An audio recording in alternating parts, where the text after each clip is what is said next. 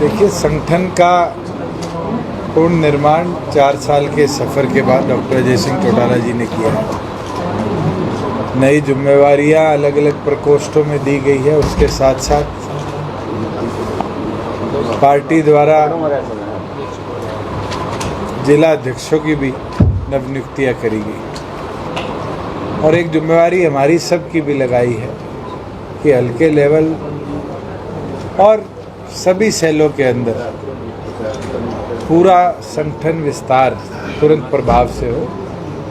उस उपलक्ष्य में साथियों से चर्चा भी हो रही है और साथ में नए लोगों को संगठन में जोड़ा भी जा रहा है, जो आने वाले समय में पार्टी की ताकत को और विस्तारित तौर पर बढ़ाने का काम करें। और मेरे को बड़ी खुशी होती है जब फील्ड में आकर साथियों से चर्चा करते। आज मुझे अनाज मंडी में जाने का मौका मिला।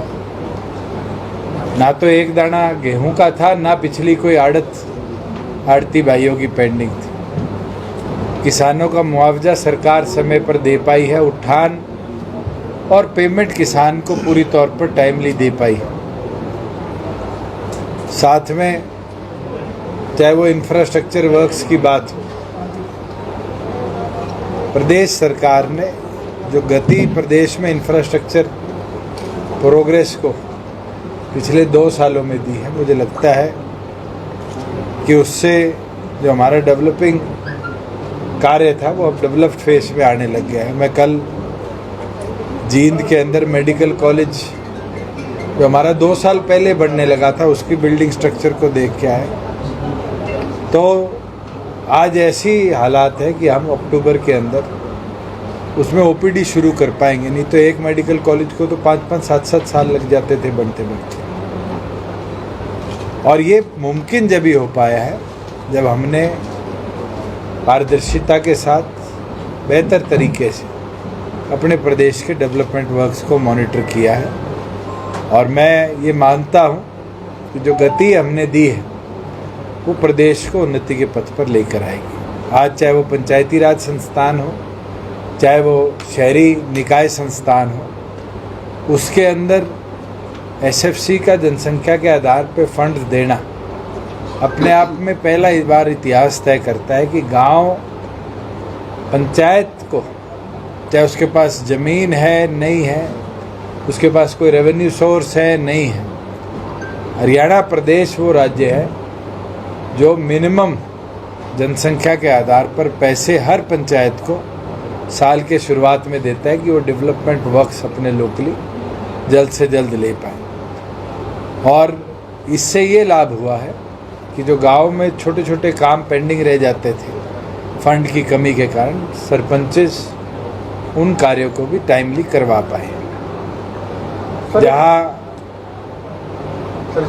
आज बात आड़तियों से हुई, उनकी 2-3 मांगे थी मार्केटिंग बोर्ड संबंधी। एक तो जो नई मंडी बनी है उसको सरकार जल्द रिजॉल्व करवा देगी, क्योंकि जायज़ मांग थी कि लोगों ने प्रिक्योरमेंट भी नई मंडी पे कर दी, मगर उनके आज टेम्परेरी लाइसेंसेस हैं। जिनके पास वहाँ शॉप्स है उनको जल्द परमानेंट लाइसेंस में कन्वर्ट कर दिया जाएगा। सड़कों को लेकर सर हरियाणा सरकार द्वारा हरपत योजना सर लागू की गई थी, अब उसका टेंडर सर रद्द किया गया, कोई सुनवाई नहीं हुई सर। कैसे? देखिए, हरसेक द्वारा हरपत एक ऐप बनाई गई थी जिसको पिछले 7 साल में कभी भी पीडब्ल्यूडी के पोर्टल के साथ हम लिंक नहीं कर पाए और वो एक बहुत बड़ा सेटबैक रहा, फेलियर रहा। सरकार ने ट्विटर और फेसबुक के माध्यम से भी जियो टैगिंग से लोगों की समस्याओं को लिया। 9 महकमे हैं जो आज स्टेट के अंदर सड़क बनाते हैं। उसके अंदर पब्लिक वर्क्स ने अपनी रोड्स को मेंटेन किया है। बहुत हद तक जो NHAI ने शहर का सिटी पोर्शन बाईपासेस बनने के बाद स्टेट गवर्नमेंट्स को देना था, उसमें डिले आई है, उसको हम टेकअप कर रहे हैं। जैसे आपके तितरम मोड़ से लेके जो पुराना बाईपास है, और जल्द उसका भी टेंडर हम कर देंगे कि इसको पूरी को रीमॉडल किया जाए, वाइडन भी किया जाए। ऐप बंद कर दी सर? ऐप चल रही है, मगर अभी भी हरसेक की जो सिंकिंग है वो टाइमली नहीं है। जो डाटा हमें 24 घंटे में मिलना चाहिए था वो 3-3, 4-4 दिन में आता है, जिससे जिन एफिशिएंसी के साथ हमें काम करना है वो काम हम नहीं कर पा रहे। दीपेंद्र का 6 वादे लेके आए, ज्यादा बुरा हाल है सर। इसके अलावा भी सड़कों का बहुत ज्यादा बुरा हाल है। कौन सी है आप बता दो। पिछले एक साल में इस सवाल का मैं भी, चौधरी ईश्वर सिंह जी भी 10 बार जवाब दे चुके। इसके अलावा सरकार, एक बार बात सुन लो, या तो आप सवाल पूछते हो तो पूरा जवाब सुन लिया। भूला चीका रोड का सरकार ने स्पेशल डीएलपी से अलग होकर टेंडर किया और टेंडर होने के तुरंत अलॉटमेंट लेटर होने के बाद केंद्र सरकार हमें चिट्ठी दे देती है कि 63 करोड़ रुपए में ये सड़क वाइडन भी करी जाएगी, स्ट्रेंथन भी करी जाएगी। उसके बावजूद भी क्योंकि केंद्र सरकार के डेवलपमेंट वर्क्स में 2 साल का समय लगेगा, क्योंकि फॉरेस्ट की परमिशन हजारों पेड़ कटने की आने में अभी समय है, तो भी प्रदेश सरकार ने एग्जेम्पशन देकर इसका कार्य शुरू करवा दिया है। 2 सड़कें और थी चीका की जो आप पूछना चाहते हो, उस पर ऑलरेडी बजरी बिछ चुकी है और मॉनसून से पहले उसका काम भी कंप्लीट हो जाएगा। और ये पहली बार है जब इतनी कॉन्फिडेंटली मैं आपके बीच में बैठ के कह सकता हूँ कि चीका चीका छोड़ो, हरियाणा प्रदेश के किसी विधानसभा के अंदर बराबर 90 विधानसभा में 2250 करोड़ रुपया, 25 करोड़ रुपया पर कॉन्स्टिट्यूंसी, ये इतिहास में पहली बार हमारी सरकार ने देने का काम किया, जिससे जो सड़कें प्रायोरिटी 1 थी, चाहे वो एमएलए रिकमेंडेशन हो, चाहे वो डिपार्टमेंट हो या पब्लिक की तरफ से आई हो, उसको हमने प्रायोरिटी पे टेकअप किया। और कई ऐसी सड़कें हैं जो आप भी नहीं जानते, मैं बता देता हूँ, जिसमें 152 और जम्मू कटरा हाईवे का निर्माण हुआ है। वो हमारी रिसेंटली बनी सड़कों को भी NHAI के प्रोजेक्ट्स के अंदर हमने टूटते हुए देखा है।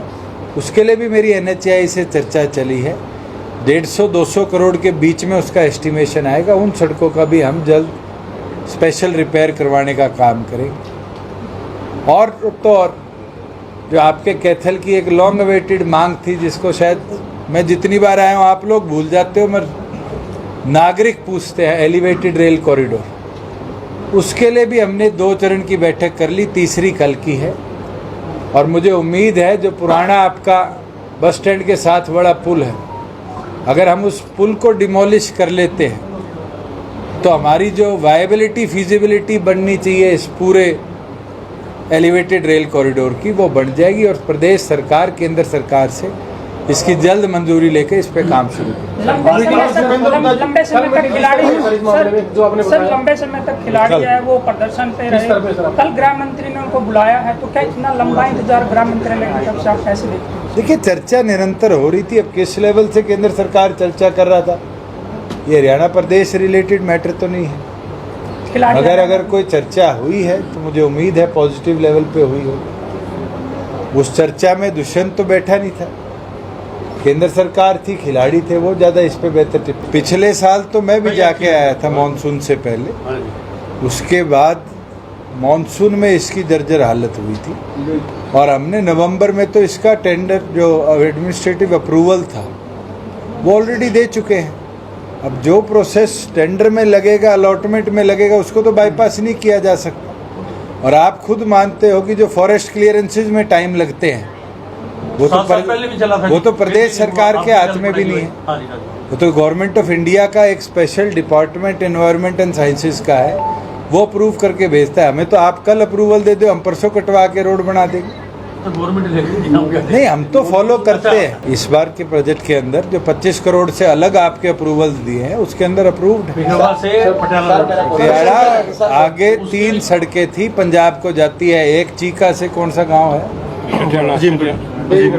अजीमगढ़, ये 3 सड़कें थी, तीनों का अप्रूवल दे दिया था। सिर्फ इसको, क्योंकि इसको सेंट्रल रोड फंड के तहत एडिशनल फंड मिले थे, उस कारण इसमें डिले हुआ और उसके लिए भी स्पेशल एग्जेम्पशन हमने दे दी है और इस पे काम शुरू हो चुका है। इसके अंदर पीछे उनने दोबारा आदेश दिए हैं, उनके ऑर्डर का इंतज़ार करूँगा कि वो जिस तरह राम मंदिर के लिए ऊपर उनने ऑर्डर दिया है, SYL पे उनका ऑर्डर आए और इसका निर्माण हो। हिमाचल सरकार के साथ जो मीटिंग चल रही है सर, वहाँ से नहीं, हिमाचल सरकार के अंदर इस विषय में चर्चा नहीं थी। 3 बांध हमारे बनने हैं यमुना नहर के ऊपर, लखवार, कसऊ और रेणुका, जिसके लिए प्रदेश सरकार ने अपने हिस्से का पैसा दे दिया है।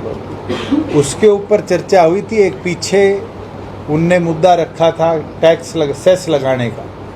उस सेस को हरियाणा पंजाब ने उसका विरोध किया था, वो विड्रॉ कर लिया था। हमारे एयरपोर्ट जो पिंजौर का है उसमें अब ATC बन रहा है, वहाँ से हिमाचल सरकार हेलीपोर्ट सर्विस शुरू करना चाह रही है, उस विषय में था।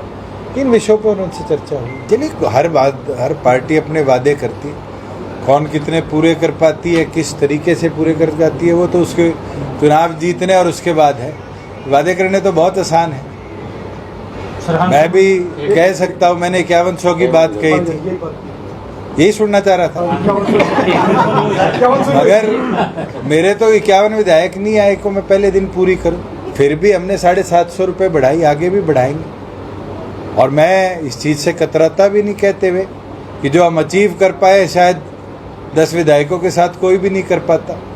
75% का कानून लाने की बात हो, प्रदेश के अंदर HTAT को सेम जिले के अंदर लाने की बात हो, आज किसान के खाते में पैसा पूरा देने की बात हो, कितनी ऐसी चीज़ें हैं जो हम पूरी कर पाए, उसकी भी बढ़ाई कर दिया करो।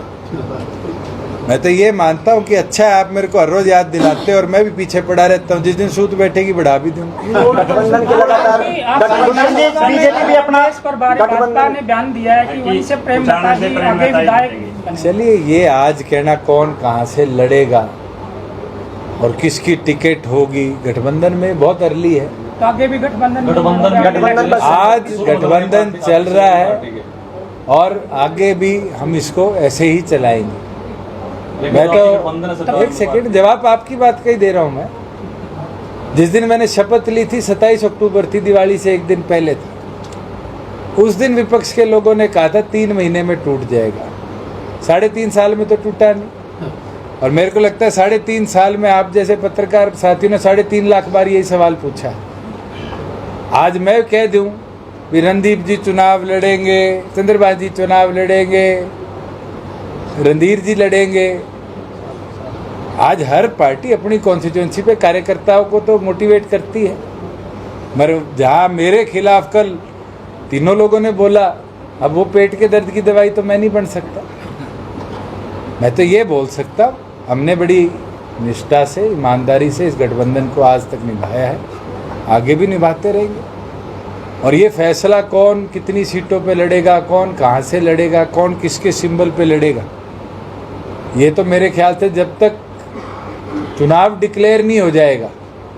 आज मैं भी 90 पे तैयारी कर रहा हूँ, बीजेपी भी 90 पे तैयारी कर रही है, कांग्रेस भी 90 पे तैयारी कर रही है, और जो दल है वो भी 90 पे तैयारी कर रहे हैं। किसका कब कोई अलायंस हो, कितना कॉम्प्रोमाइज हो, किस रेशो पे हो, वो तो उस समय की बातें हैं। पर मैं ये विश्वास के साथ कह सकता हूँ, किसी के अगर वहम हो तो वो वहम ना रखे। उचाना मेरी कर्म भूमि है। मैं लोकसभा सांसद बना था तो सबसे बड़े मार्जिन से उचाना से जीत के बना था। आज विधानसभा में हूँ तो उचाना विधानसभा की हिस्ट्री के सबसे बड़े मार्जिन से जीत के गया हूँ और आगे भी वहीं से चुनाव लड़ूंगा।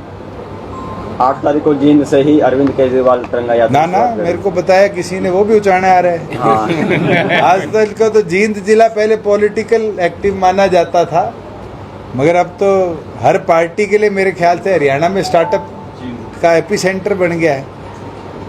केजरीवाल जी को मैं भी लाया था जींद में, याद है? अच्छी बात है, हमारे प्रदेश में दूसरे प्रदेश का मुख्यमंत्री आ रहा है, हम उनका स्वागत करते हैं। मैं सभी से आग्रह करूंगा, मैंने भी आज स्वयं सुबह चौधरी रणबीर सिंह यूनिवर्सिटी में पौधारोपण किया है। वर्ल्ड एनवायरनमेंट डे पर 2 संकल्प जरूर लें। एक, प्लांट अपने हाथ से पौधा लगाए और उसकी देखभाल करें कि हमारे यहाँ पर जो पेड़ों की कटौती कमी हो जा रही है उसको हम बचा पाए। और दूसरी चीज़, ज़्यादा से ज़्यादा प्रयास करें कि रिसाइक्लेबल मटेरियल हम यूज़ करें, प्लास्टिक को इग्नोर किया। मिश्र जी, आपने कहा केंद्र सरकार का मामला है पहलवानों वाला, वहाँ पे जो हरियाणा की वो पहलवानों के पक्ष में चली गई, जबकि हरियाणा की बेटियां, आप लोगों का क्या पक्ष है? और बर्बरता जो है दिल्ली में बेटियों के साथ की गई, आप कहाँ देखते हैं उसको? मैं पहले दिन भी उसी जगह स्टैंड लिए बैठा था, 200 बार बोल चुका और आज भी लिए बैठा हूँ कि मामला दिल्ली पुलिस के अधीन है। दिल्ली पुलिस इन्वेस्टिगेट कर रही है। अगर कोई दोषी हो तो उसको सख्त से सख्त सजा मिले। आज किसी के इतने गंभीर लगाए हुए आरोपों को हम नकार नहीं सकते और हमारे लिए, हमारी बहनें, हमारे लिए गर्व है कि उनने देश का मान सम्मान दुनिया के अलग अलग कोणों में जाकर किया। ये बात ना मैं प्रूव कर सकता, ना आप प्रूव कर सकते, तो इन्वेस्टिगेशन कर सकती है कि आरोप जो उन द्वारा लगाए गए हैं उनमें फैक्चुअली क्या चीज़ कितनी करेक्ट है और वो किस सीआरपीसी आईपीसी की धारा के तहत किस दंड पे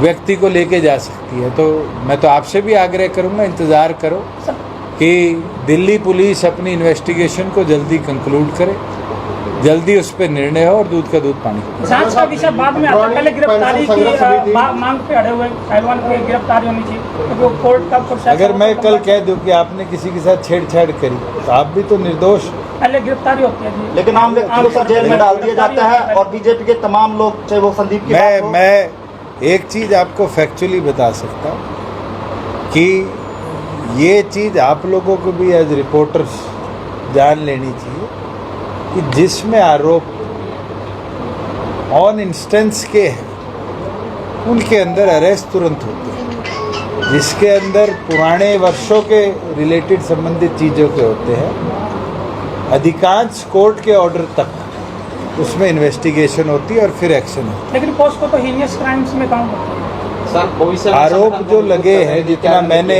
अखबार के माध्यम से बनाया है वो 2022 के 23 के तो नहीं। मैं तो बोल रहा हूँ कि मैं उनके साथ हूँ, उनके द्वारा जो लगाए गए आरोप है वो गंभीर है, मगर पुलिस को इन्वेस्टिगेट करना चाहिए और अगर पुलिस की इन्वेस्टिगेशन में ये जो तथ्य हैं ये सही पाए जाते हैं तुरंत प्रभाव से उनको अरेस्ट भी करना चाहिए और उनके खिलाफ चार्जशीट पेश। भविष्य में संगठन को लेकर मजबूत हो, संगठन उसको लेकर क्या रणनीति है सर? देखिए, पूरे 22 के 22 जिलों का दौरा डॉक्टर अजय सिंह चौटाला जी ने भी शुरू कर दिया है। कल फरीदाबाद थे, आज फतेहाबाद थे और आगे 22 के 22 जिलों में वो जाएंगे। मेरी भी जिम्मेवारी शहरों की लगाई है। दिग्विजय सिंह भी पार्टी संगठन के लिए काम कर रहे हैं जो इंसो की यूनिवर्सिटीज़ को टच करेंगे। सरदार निशांत सिंह जी हो, पार्टी के आला नेता हो और जिला अध्यक्ष खास तौर पर अपने जिले संगठन के विस्तार के लिए पूरी गति से काम। चल रहे हैं, कह रहे हैं कि आजाद चुनाव लड़ेंगे, चाहे दुष्यंत चौटाला ही उसके खिलाफ क्यों ना हो। बालाराम सैनी सर बात कर रहे हैं, उन्होंने जिसके मन में इच्छा चुनाव लड़ने की हो वो इच्छा ना आप टलवा सकते ना मैं टलवा सकता। ऐसे तो वो मेरा राजू कल चुनाव में क्या क्या सज्जन लड़ेगा तो मैं नहीं लड़ूंगा। अगर हमने टिकट दे दी क्या पीछे हट पाएगा? जैसे पार्टी संगठन का फैसला होगा कौन चुनाव लड़ेगा, कैसे चुनाव लड़ेगा और कब चुनाव।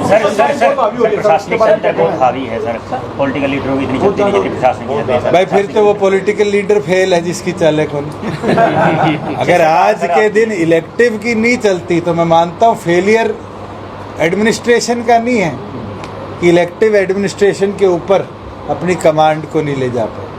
वो फेलियर इलेक्टिव का है कि वो एडमिनिस्ट्रेटर को ये बता नहीं पाए कि हमारा संविधान उनको क्या ताकत देता है और संविधान की ताकत के साथ वो किस जिम्मेवारी से 2, सवा 2, 2.5 लाख तक की आबादी का नेतृत्व कर दिया।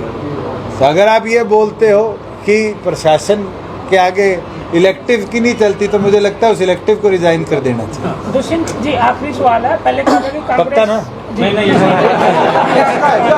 उसका कांग्रेस पहलवानों के मामले में राजनीति करती है, लेकिन जिस तरह से समाज समिति सही के लिए यात्रा नहीं कर रही है,